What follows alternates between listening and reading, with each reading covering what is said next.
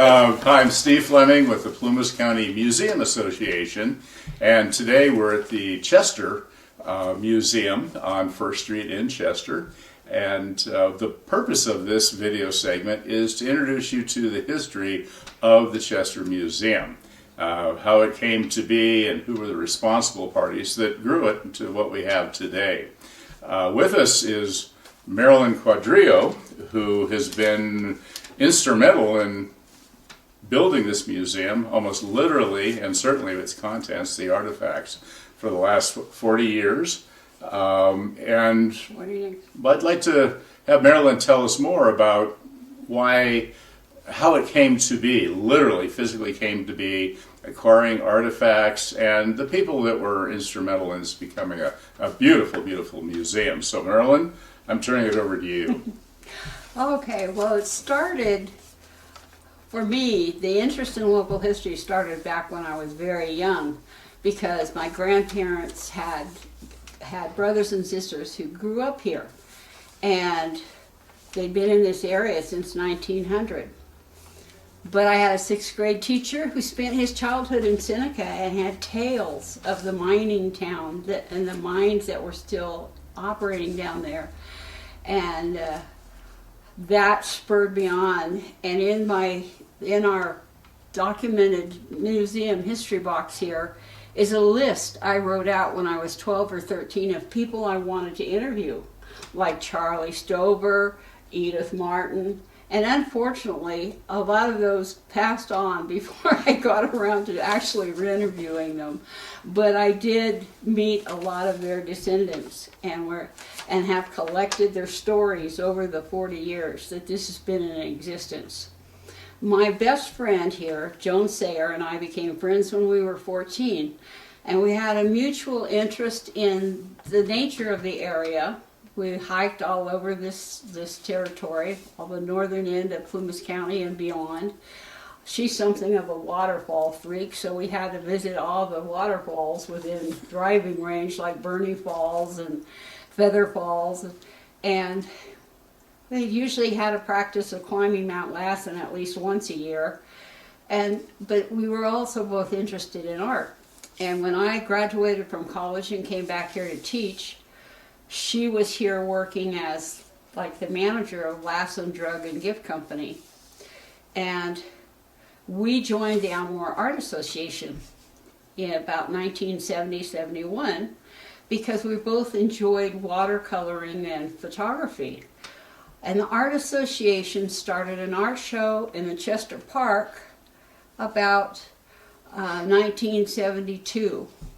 And it was a small association. There were only about 10 or 12 active members. And we rotated the head of the organization, the president, among the small number of us. So I was president one year, Joan was president.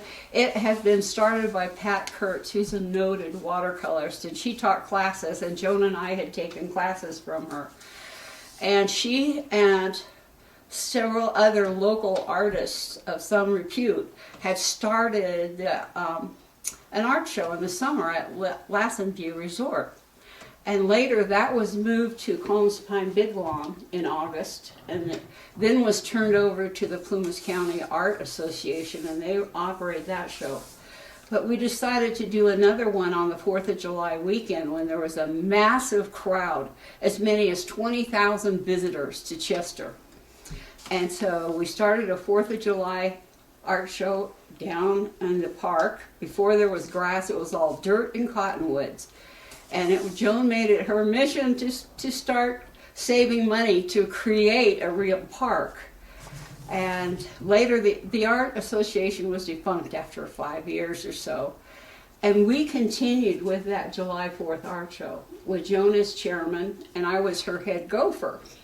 So we did that, and in the meantime, in 1980, I was asked to assist a fund drive where a local committee was trying to raise the money to build, with grants too, of course, to build a local swimming pool and a museum that would be both natural history and history. And one of the fundraising activities was the History Hike-a-Town. I did the pamphlet for that.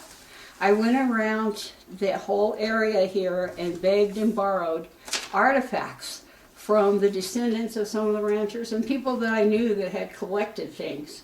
So I had this collection on display in the local memorial hall, and the people paid a small fee to get the pamphlet and do the hike-a-town, and it was successful. And when it became time to turn everything back, this was in 1980, to redistribute the photographs and artifacts, a lot of the people said, "Oh, why don't you girls keep them?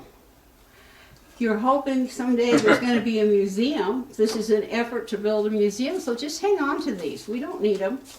And we already had a bunch of artifacts to start with by 1980 and 82.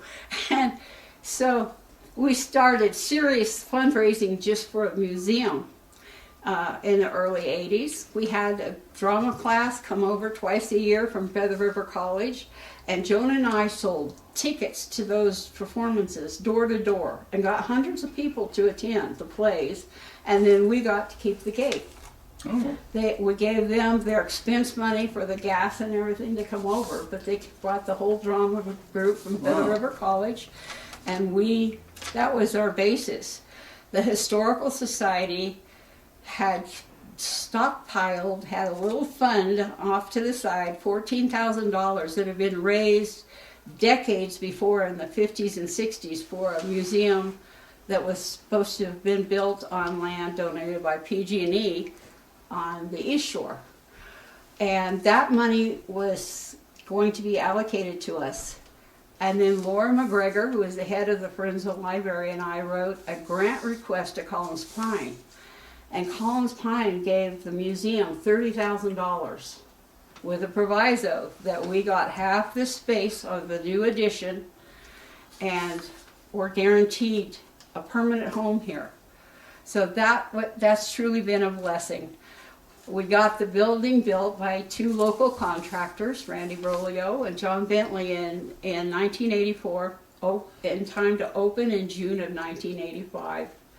And in the meantime, I had made serious efforts to draw in the descendants of some of the pioneers. And Bruce Bidwell, the son, fourth generation of the Bidwells in California, down in Greenville, gave me the meadowlark, the bits and pieces of the meadowlark, the little basket collection that sits out here by our door in the library, and other Indian artifacts, native Maidu Indian artifacts, and a lot of stories. And the hotel register that sits here, that's from the Nevis Hotel.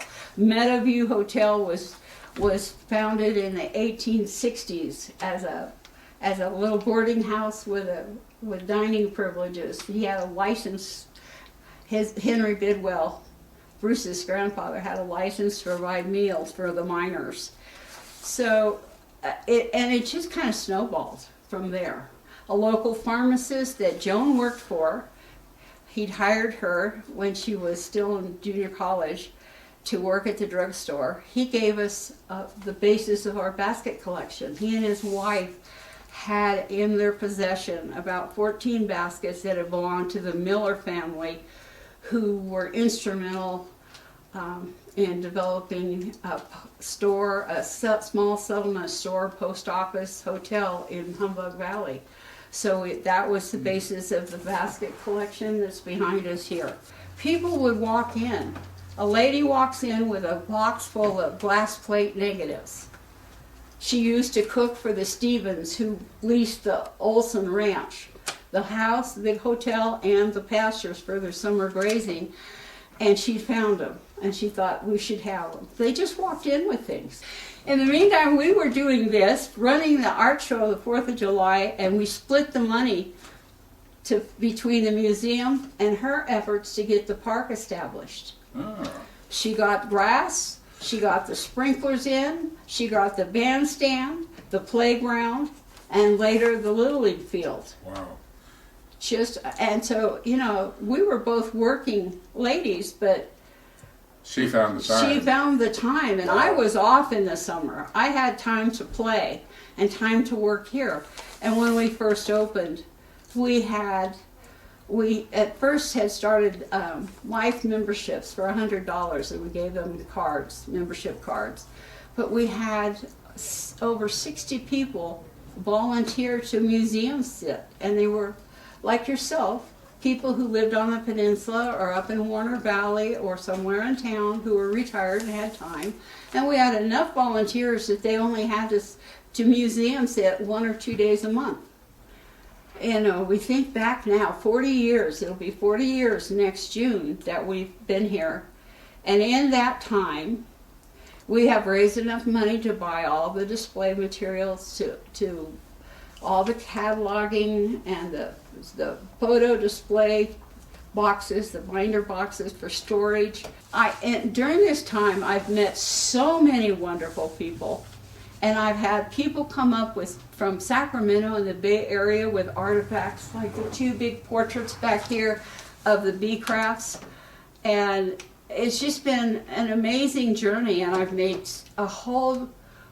got a whole population of contacts and friends that have become very dear to me and that visit here yearly or at least once every couple of years.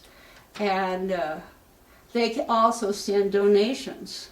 We have a classmate of ours that went through school, Joan and I, graduated with us, and she and her husband send us a couple of checks every year from Morgan Stanley to keep us running. The biggest project we ever did, and you missed out on a lot of these things. See the rodeo poster up there? We were asked, we usually closed in the winter from October to May. And we were asked by 3 descendants of the McKinsey and Stovers, who had a big cattle company here and did rodeos from 1920 to 1938. 3 of the ladies, the granddaughters, wanted to come in and see the museum. So we opened and met them here. We'd met them previously, and they were walking through and we were talking, and one of them stopped at the rodeo poster and she said, "Wouldn't it be fun to have another rodeo?" And by golly, we became rodeo producers. That was not in the job description for museum directors of a tiny museum. One of them, Linda Rosser, she is a fantastic watercolorist. She had been married to Cotton Rosser, who owns the Flying Bee Rodeo Company, and that's his job. He goes around to big rodeos like the Red Bluff Roundup and provides all the stock, the bucking horses and the bulls and everything. And she said, "I'll just have to call Cotton." And he had cowboyed for Charlie Stover. So in 2004 was the 150th anniversary of Plumas County's becoming a county, independent from Butte County. And each community in the county was doing some kind of special program. Right. In Portola, it was the Railroad Museum. And I've forgotten what Scott was doing down in Quincy. But we produced a rodeo to honor our early past of cattle and dairy ranching. And it cost thousands of dollars. I mean, it was $26,000 just to rent the bleachers. Ooh. This was big time. That is a lot of money. And there 4 of us called the Saddlebags. There was Barbara Montandon, who's a horsewoman, and is familiar with rodeos, and she was kind of the director of the Saddlebags. Her best friend Carol, Carol Morganroth, was also a horsewoman and the wife of my husband's best friend, and Joan and I, and then we had an old retired rodeo cowboy, Stan. So it was the Saddlebags and Stan. Oh. 5 of us that did the rodeo. But Cotton brought everything up. We recreated the old Stover cattle drives into town. Charlie Stover used to drive his cattle up, and he had some license or some permission to use Highway 36 because it was close to the Lassen Trail. Oh. So he would drive. He had a huge property down in the foothills above Red Bluff and Las Molinas. He would drive his cattle up through town every spring, and on my way to high school, I would have to cross the highway, skipping between cow pies on my way to school that morning. So they had a cattle drive, and Cotton even had some Longhorns from Texas. Had a cattle drive through town the opening day, and then we had a rodeo out in the pasture in front of the Olson barn. Wow. Had it mowed, had it down to dirt. Cotton brought up a bag of $100 silver, and they buried them in the arena for kids to find. Wow. They had mutton busting for the kids. It was an amazing thing, and it just kind of blew. And I was the publicity person. I did the radio and television and newspaper interviews and gave the history of the whole rodeo thing here.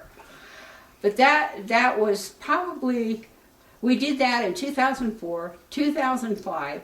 We took a break in 2006, and then due to popular demand, we did the final rodeo in 2007 and decided to retire. And by that time, Barbara Montandon had been offered a job running the Reno rodeo. But she didn't want to take, we were tired. Yeah, I can imagine. Things that we've changed in here. When we opened, it was primarily the Native American artifacts, the Maidu artifacts, and the ranching artifacts. I know, Marilyn, there's just a wealth of artifacts here.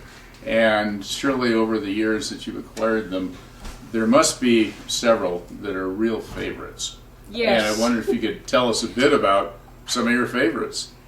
Well, the baskets are a whole nother class because they are irreplaceable works of art. The ladies who collected the materials, and I knew one personally who made it a lifetime mission to make her baskets, Lily Baker. The baskets that we have are just amazing to me, and I know that I know what they gathered, the bracken fern and the willow, but their use of pattern, to be able to weave it and weave complicated patterns, that's something, and they're one of a kind. They're like a great painting or a sculpture. You can't reproduce them.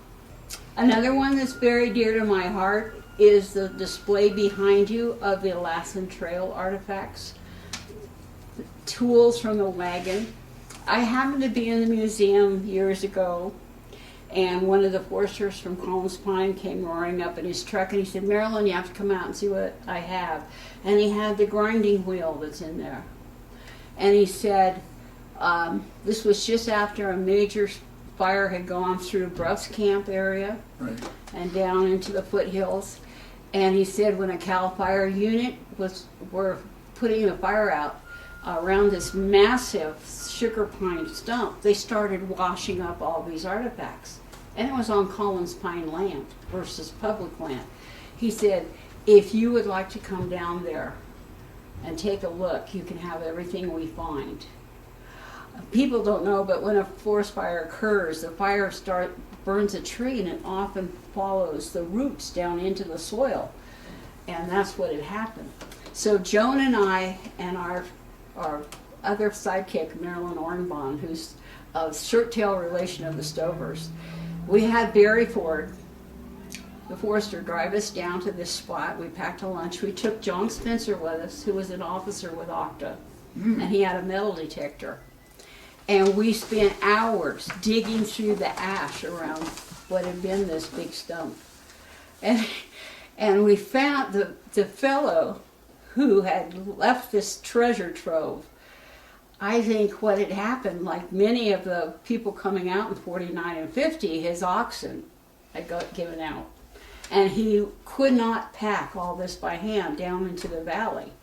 So he buried it around this massive sugar pine, knowing he'd be able to find it. Or maybe it was a ponderosa. I think it was a ponderosa. But anyway, Joan was the one who found the one single artifact from that man. She found a metal button like you'd find on a man's undershirt at a time. She found one of his buttons. But we had clumps of nails of similar size, so we knew that the sacks that held them had just disappeared. You know, they brought it away. We had clumps of nails. I stood up at one point to stretch, and she handed me her Coke. And I took a swig of her Coca-Cola, and I happened to look down. Here was a drill bit laying right across in front of my face. And so a lot of the artifacts in there came from the Lassen Trail. John presented us with this, with some other things, and then Dick Davis, who was one of the very avid members of OCTA at the time, I think he did the drawing of the wagon so people could see where the wagon fittings Ah, sat. very good. And then another treasure is that school bell, which was given to me by Bruce Bidwell. His father had been the first settler here, first pioneer to sell property to Great Western Power Company, and kept it very quiet. He'd been trying to find a buyer for the big hotel, Meadowview, which had, one part of it had been built in 1860-62, and the property around it, because his interests all lay down in Greenville. And he found a buyer, all right. Great Western Power Company bought all of his land here, and then they hired him to work with them. And by about 1905-06, he was their superintendent here locally in Big Meadows. And when the town of Prattville was burned, the 4th of July weekend in 1909, the local citizenry turned against Gus Bidwell because they figured he was the one who set fire to the town. It was unusual. It did start with one building. The people were celebrating on the 3rd because the 4th was on Sunday. It was a holiday. It was a holy day. You didn't have a big celebration then. They were down at a baseball game between the Prattville 9 and Greenville, I think. And they were picnicking out in the meadow, watching the game, when somebody noticed smoke. And when they ran back into town, all the buildings were aflame. It wasn't like it started in one building and spread. Arson. And by that time, Great Western had purchased the Prattville Hotel. They had some young men staying there, engineers and the like, but they had been evacuated somehow. But everybody else who lived in the town had their homes there, their businesses there, the 2 stores, the 2 hotels. There was a new hotel that had opened for the first time, the end of June of that year. Everything was gone in one fell swoop, and all they had were the clothes that they were standing in.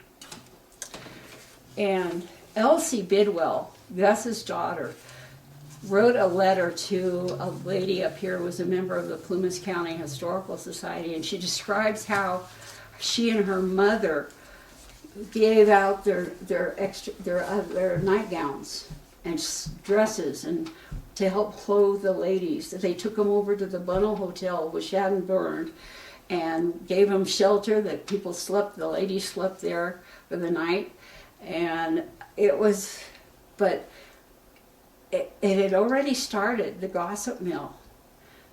People knew, and Bruce was very sensitive about this because he'd had to grow up. As a teenager, he had to deal with this and grow up with the thought that all these people that had been their neighbors and close friends now saw Gus, his dad, as a monster, a traitor who had burned their town without warning.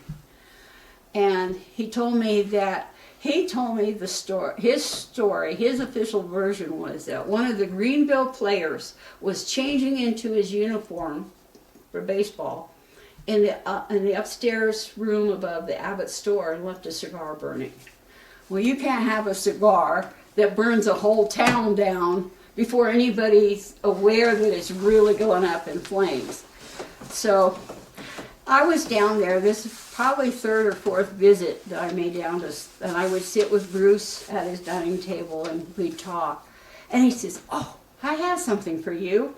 And he scurried down the hallway to the bedrooms, and he came out with his box in his hand. And in the box was that school bell. In those days, the local schools were 1 or 2 room schools, and the kids would go out to recess. And in the morning, when it's time to start school, or at the end of recess, the teacher would go out on the porch and ring the school bell. And he handed me the box with this bell. On the bell is a tag, said, "School bell, taken from the Prattville School the day before Great Western Power Company burned the town about 1910. Oh, interesting. And it was signed Fred Davis. Wow. Fred Davis Sr. was the doctor on the dam project. He had a little hospital at Canyon Dam. And people back then did not just go into buildings and steal things. The storekeepers in Prattville used to go, some of them went down to Chico in the winter, but they left the door to the store open and people could go in and take supplies that they needed, and they just wrote a note in a register that they took 2 cans of peaches and 3 cans of tomatoes, but they didn't take things. So he and his wife took this as a souvenir and kept it all those years. Wow. So that is really a treasure, and freezes that moment in history for you, that it was, and Gus had to know. Right, right. And there were a few other witnesses who thought they saw a native Maidu man running around with a torch or something, but I don't know if they made that up later or what. I don't know. I don't have no evidence for that, but but yeah. So it kind of cooked Gus's goose as far as his standing with the local people here, because when they first were buying up land, the story was told that there was a big millionaire investor who wanted to build a huge cattle ranch like the King Ranch in Texas, and they were buying up all this acreage for this guy. Ah, but a lie. There's Arthur Breed, who was a real estate guy from Oakland. He was up here working with Gus. Gus was going around introducing him to all these families that had property. And a lot of them by that time had aged out. These are the people who were pioneers in the 1850s and 60s. And some of them were second generation already. And they were tired of operating dairy ranches, and the practice of running dairies was changing, and there was more regulation. They were ready to move on and move out, but there are a lot of people who didn't want to lose their homes, and they ended up taking them to court and having them condemned because they had immense pockets. They had a consortium back in New York that had invested $25 million in this project.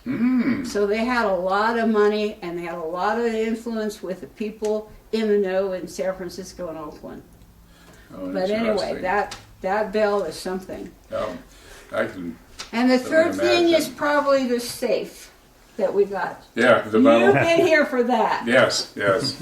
For the Bunnell Hotel that's opened for business in the 1860s, burned and was rebuilt and reopened in 1901. I had a friend here in town, a fellow we've known each other since we were 4, who had the Bunnell Hotel register because his mother was married to a Lee, and Julia Lee was married to Mr. Bunnell. So he inherited this from his stepfather. And then our local retired pharmacist was down in Chico with his wife. They'd sold the Lassen Drug Building, and they were getting keys made for the new owners. And he liked to look through the shop, and the guy was one of the top 5 safe crackers in the country, this locksmith in Chico. And he said he had some old safes in the back, and Will, who Joan worked for incidentally, was wandering around, and he saw that. And saw the L.W. Bunnell, and he came back and he said, "Where did you get that?" And the guy said, "From PG&E." And he said, "I've been hoping to sell it. I had it listed for $5,000, but he said, I'd like to give it away to a museum or something." And Will said, "I know just the spot." So Will comes back up here. He has a local contract building his deck in a small community. It's all a matter of connections, who you know, and his contractor went down with a trailer and picked this safe up, and we stored it over most of the winter in Builder Supply Right. in the wood shed attached to Builder Supply. It's out there. And then we got another local contractor to bring his crew in a Bobcat and bring it in through that door.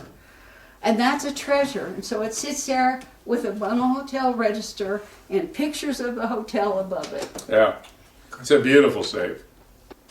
Well, Marilyn, thank you so much for your time today. As always, welcome. we learn a lot, and there's so much more to learn. And for our viewers, please stop by the Chester Lake Almador Museum at 200 First Avenue, right by the North Fork of the Feather River.